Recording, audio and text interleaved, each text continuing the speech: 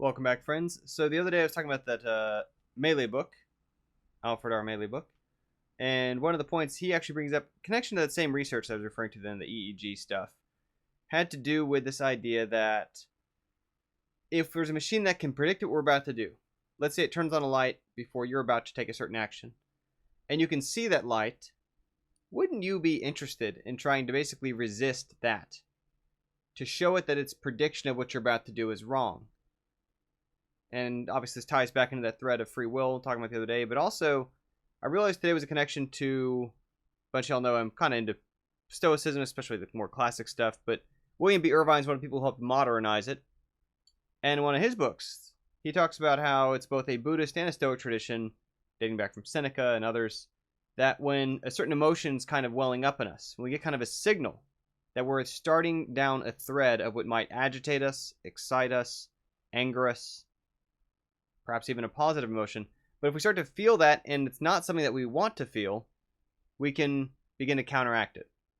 We can, in Seneca's example, talked about how if it's something that might basically make us sad, we can kind of choose to smile through that. If something might make us happy, we might choose to frown through that if we want to counterbalance it. And this is obviously, it's a choice. It's not something that every time you're supposed to always mute or suppress your emotions and any of that kind of stuff. That's obviously the casual misuse of the word stoic today, but it's to say that to be in control of ourselves and of our temperament, in so much as is important, because, and the reason why Seneca emphasized this and why William B. Irvine's mentioning that story, has to do with that once we kind of turn over our control to a more extreme emotion, passion, sadness, etc., it can be much harder to regain the reins from that, which might lead us to either failing to go through with the things that we wanted to do, or could, if nothing else, we talk about the example of kind of free won't, where your ability essentially to veto power things that are set in motion. Obviously, the more excited we are, the more our adrenaline's up, and any given person can relate to situations in their life where this has happened. Some of the fight or flight response kind of stuff, we get ourselves much more in a situation where it's much more difficult to apply veto power from a very it's just a conscious level, right, of making an active decision kind of from a more rational standpoint of, is this what I want to happen next? What's going to happen if I don't mentally intervene on it? And the reason I bring this up today is in part because I realized the other day when I was, what was it playing? Rondo of Blood, old Castlevania. And it's one of these games from an era that's pretty unforgiving, pretty frustrating. Before that, I think I was also playing Link 2 on Switch, the old Zelda 2. And also, pretty frustrating. And games from that era kind of were designed this way.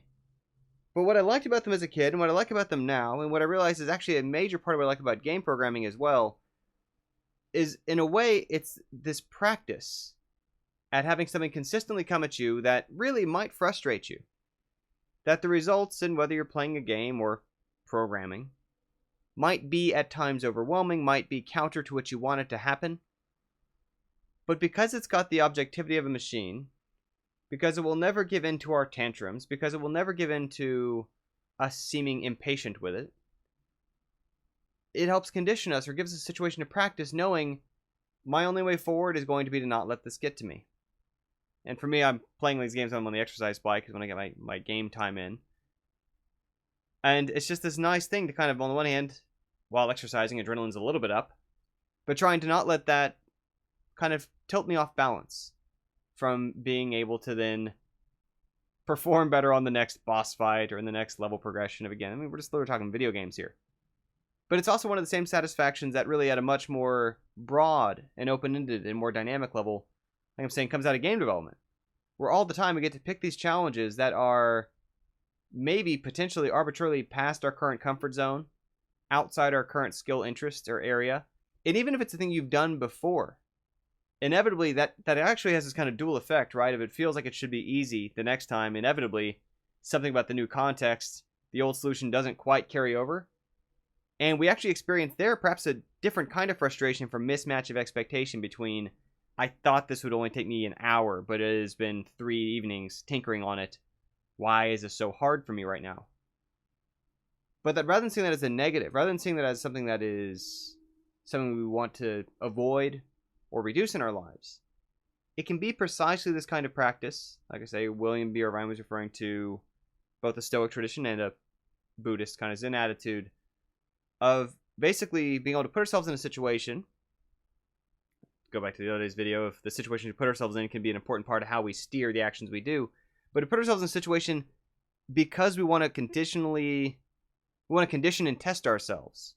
We want to practice thinking, resisting the things that outside of us would otherwise, if not control what we're going to do, reduce our control in what we're going to do, if that distinction makes sense.